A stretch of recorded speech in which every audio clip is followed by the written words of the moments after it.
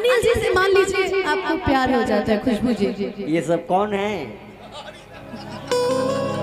अरे यार कहाँ से आए हो भाई?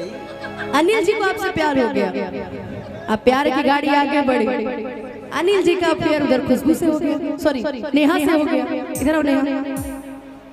अब नेहा खुशबू देख लेती है और उसके बाद कहती है कि सुना जौन तू करत रहनु ठीक नहीं कर, हमरा के लड़की समझ के कमजोर समझ ले बड़ा, नाश को दे है भाई। लड़कियां डरती थोड़ी है किसी से।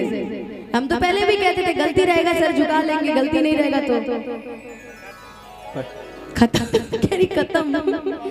कि सुने हमर यादवा नहीं बनाई रंग दरवा, जहिया हम जइबो सनक आके गिरमी को डरवा पे आ तोरा खातिर